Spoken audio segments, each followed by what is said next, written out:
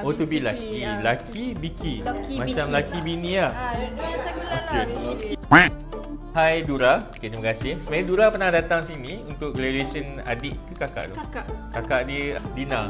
Okay, Dina ni memang famous sebab semua orang datang studio ni dia gambar sampel dulu untuk UiTM.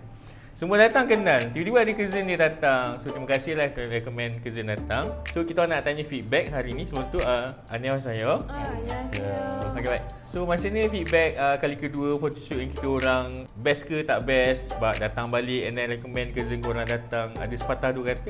지금은 두 번째가 왔는데 첫 번째가 언니가 졸업해가지고 같이 가족들끼리랑 사진을 찍었어요. 그때는 너무 즐겁고 근데 사진도 잘 나왔기 때문에 또 다시 왔어요. 친구들이랑 아니요 엄마들이랑 가족분들이 이렇게 같이 다시 왔습니다.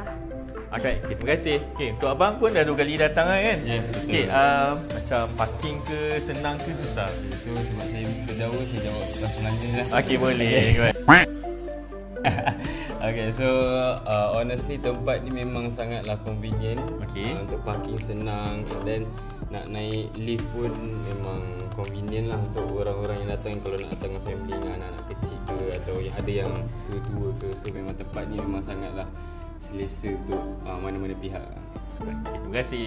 Yes, Okay, last question, boleh ajar satu phrase bahasa Korea tak? nak jawab ya? Apa-apa lah macam thumbs up. Kalau kat sini orang sebut sempoi, Korea cakap apa? Top notch. Yang viral-viral kat Korea. Kemarin. Sekarang banyak cakap Lucky Biki. Lucky Biki. Lucky Biki. Maksud dia? Maksudnya macam to be lucky. Oh, to be lucky. Lucky Biki. Lucky Macam Biki. lucky bini lah. Macam gula lah Okay. basically. Lucky Biki. Lucky Biki. So movie yang suggest kita orang tengok? Movie. Recommended cerita. Tapi Parasite pun okey juga.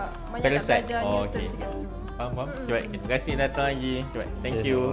sama.